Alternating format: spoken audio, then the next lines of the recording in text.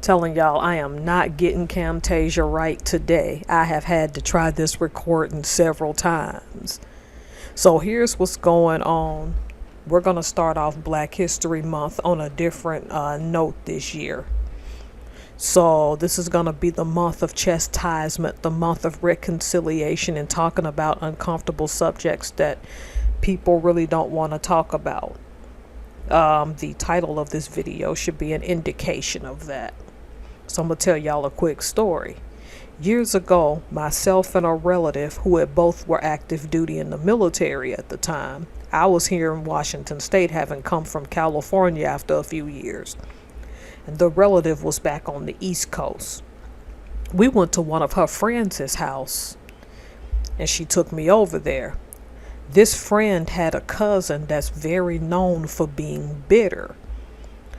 But the relative warned me, you know such and such lost weight, right? And I was like, okay, I'll see it. When I got there, absolutely beautiful. Because to give you perspective, in middle and high school, she was borderline, if not obese. And yet she looked beautiful and lost all that weight.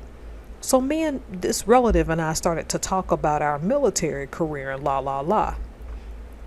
And suddenly, out of nowhere, the girl who had lost weight, because I forgot her first name, her whole name, thank goodness, went into this rant, basically letting us know we were sellouts and everything. And we just sat there and looked at her stone-faced. On the car ride back home, we didn't really say nothing about it. But the way I felt, she was basically saying, without saying, that we were sellouts as black people for joining the military. Excuse me, sorry about the burp. But then the flip side of that to me was, how can you tell me I'm a sellout when you're sitting around here doing nothing with your existence in your life? Who do you think you are? It was just so odd that after all these years, she lost all that weight and she seemed happy until she was the one that spoke. No amount of so-called happiness took away that bitterness that she had. And see, this is why I titled this video this, You Can't Go Home. Because the beauty in it is no matter how much she started to improve, she was still a bitter person. And then had the nerve to go after people who were successful and off in the country. And I'm sitting there thinking, no one made you stay here and do nothing with your life. So who are you to call us sellouts? That's basically what she said without saying it. I don't remember the conversation in detail. See, here's the thing about success in the black community, the thing that no one want to talk about. See, the thing with anger and wrath and rage is that we live on the stereotype that when some of our people leave the community and go do other things, that people are going to hate on you openly. And most of the time, that's true. See, wrath and anger and jealousy and rage, we live on the stereotype that everybody's going to show those emotions and make low-key comments.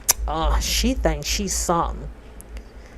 Who she thinks she is, or he think he is coming around here. And God forbid some people marry out after going and finding success and traveling. Oh my goodness, that's just too much too. It's just absolutely ridiculous that these attacks come, because as you go see the world, your view change. Whereas that crabs in a bucket thing still exists in the black community in this country. See, the thing about it is, people don't like you the way you think they do. And when wrath and jealousy and anger and rage shows itself, then that's when you're in the best position to walk away. Because if you're still breathing and have life in you by that time, you have all the time in the world to go and find new friends and to do something new and to do something different. It's when wrath and anger and jealousy and rage of a person who left the community built up over time. that it starts to become crazy, because this person could have hated you the whole time for having the audacity to be different. And you just won't know it till it's too late. See, no one's gonna tell me that with regard to Kanika Jenkins, which I am not featuring in this video, and Shankila Robinson, no one's gonna tell me that those murders were not premeditated. And look, you can go on about their reputations and things that they may or may not have done and could have done better and all of this stuff. The fact of the matter is, the commonality of how these girls died was a form of humiliation. And to know that people who called themselves your friends participated in it is devastating. To this day, Shankila bothers me, and when I found out about her case, I immediately understood why. Years ago, when I left Alabama, I knew I couldn't go back to certain spots. Because see, the thing about our community is that between Black Wall Street and all of the other enclaves where we come together like Rosewood and took care of each other, that whole history has beaten us down. So now when one of ours leave the community, we're taking it personal even when it isn't. And it's a good thing that most people show it. It's because when they don't show it, then take you somewhere and humiliate you, that's when it's too late, because they've isolated you. What did Kanika and Shankila have in common? They were isolated from their families and people who could have protected both of them. These women went out with people not knowing that their lives were going to be taken from them. And it's a sad thing. See, here's the thing in the Black community we have to accept.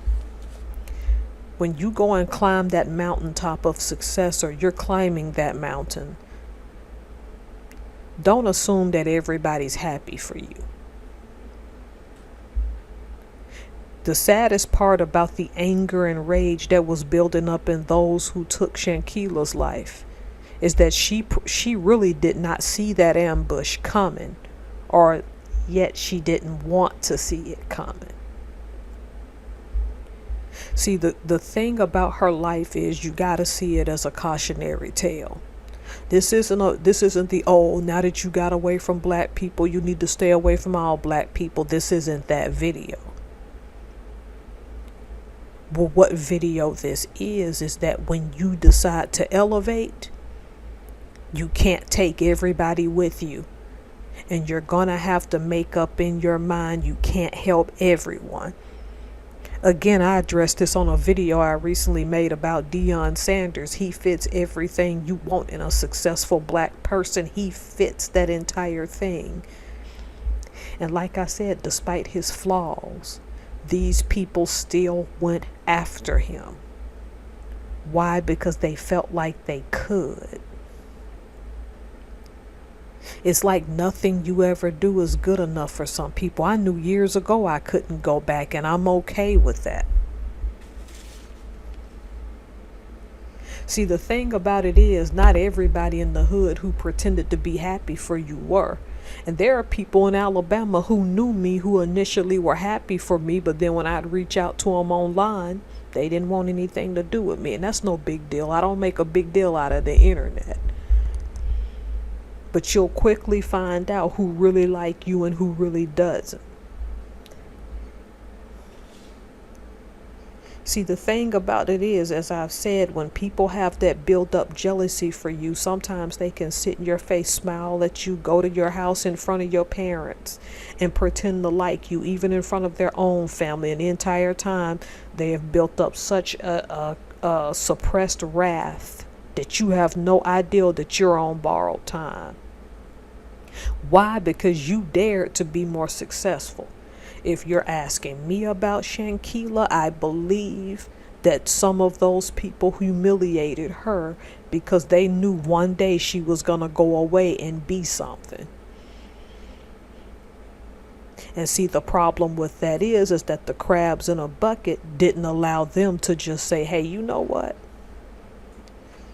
Maybe it's time for us to let her go, because that type of sensibility just ain't in some people.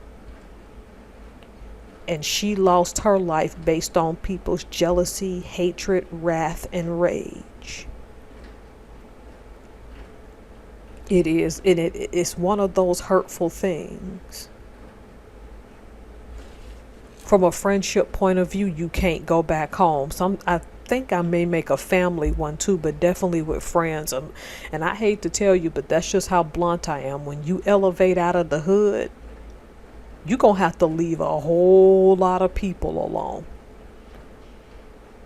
If someone isn't showing you any type of progress, and don't get me wrong, this isn't they have to be as wealthy as you. They have to have as much money as you. It's not one of those things. But get away from people who don't make an effort to be better or do things better for humanity. And I don't care whose feelings this message hurts. Ain't nobody gonna tell me that Shankila wasn't killed out of jealousy and rage. Because so bold was that murder that they did it on camera to do the final humiliation. Don't get me wrong, whether they planned on murdering her, that's a subject for debate. But the filming of that was meant to be a humiliation, because they knew if that tape leaked out to future employers, she couldn't move up. Believe it or not, there are some people who are just that evil. And she had to learn the hard way with the loss of her life that everybody didn't like her the way she thought they did. And I can remember sitting in the hood thinking, 80% of these people will be ready to throw me under the bus in a minute if I was a multimillionaire. I innately knew that's why I left. Don't get me wrong, I ain't got no millions in the bank now, so it is what it is.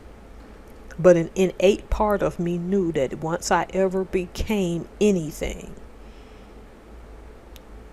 I would still deep down to them be that scrawny, skinny kid that they love to target and love to make fun of. Don't get me wrong, I have no chip on my shoulder. I don't have any grudge against any of the bullying that happened to me. What I'm telling you all about success, please pay attention to the small things, to the small little innuendos. Because wrath and rage and jealousy doesn't always show itself right away. And I'm telling you right now, if you are from the ghetto, if they start to show itself, even if you're related to them, you can pray for them and keep it walking. Because at least if they show you, you have a fighting chance to get away. But here's the thing, you can't go back home to the hood and help everybody. And I'm just being straightforward with you. I know I never could. I didn't leave out of selfishness. I'm sure a lot of the people that I knew are wonderful people and wanted to do things with their life. But you can't play Wonder Woman. You can't help everyone. And this woman had to lose her life to find that out. And that's a sucky thing to find out.